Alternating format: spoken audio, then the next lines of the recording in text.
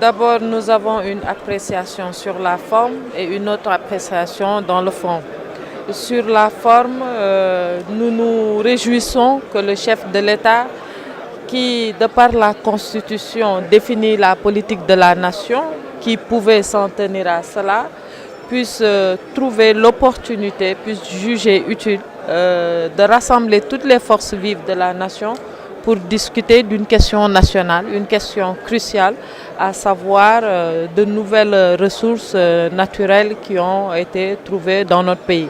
Donc sur la forme, nous nous réjouissons de cette démarche inclusive, participative, puisque c'est cela la démocratie. Dans le fond également, nous nous réjouissons du projet que l'État vient de nous proposer, projet qui concentre en son sein le présent, qui consacre également la prospective, pour ne pas dire la perspective.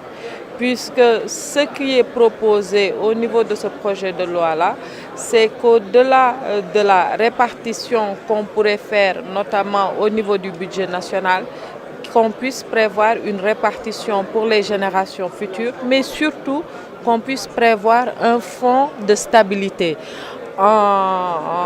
Ce fonds de stabilité-là qui servira si jamais il y a des chocs exogènes ou s'il y a des chocs pétroliers ou d'autres crises, que le Sénégal puisse faire face et donc résorber son déficit. Je pense que c'est important qu'on puisse voir que l'État a pris en compte toutes ces considérations-là et nous désolons que toutes les composantes de la société ne soient pas venues parce qu'il s'agit d'intérêt de la nation, il s'agit du Sénégal.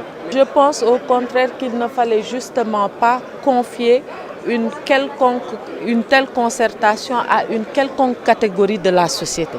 Parce que c'est du rôle de l'État, dans ses missions régaliennes, non seulement de définir les politiques publiques, mais d'en assurer l'exécution à travers le gouvernement.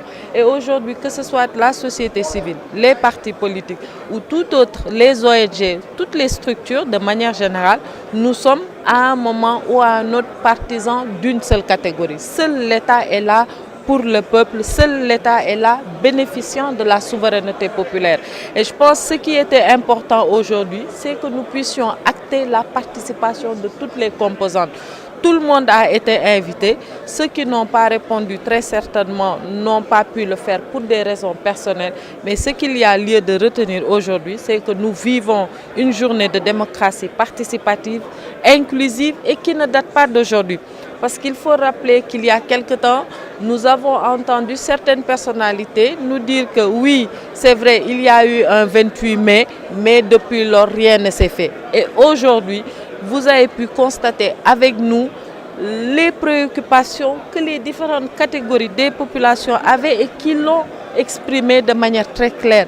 Et le chef de l'État lui-même qui a pris toute la latitude, tout le temps pour répondre à ces préoccupations-là. Je pense qu'une démocratie, c'est comme ça qu'elle se construit. Elle est participative et il fallait le faire. Et nous félicitons le chef de l'État et le gouvernement pour cette belle initiative. J'aurais même pu ne pas faire de commentaires au vu de la qualité des personnalités qui sont présentes dans cette salle.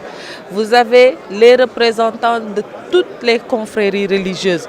Vous avez l'archevêque de Dakar qui est représenté, les notabilités coutumières, religieuses, les sociétés, la société civile, la jeunesse, les femmes, les ONG, les partenaires, les ambassadeurs. Si c'est cela amuser la galerie, je pense que c'est un jeu qui a de l'importance. C'est un jeu qui justement trace les lignes de ce que devra être notre futur.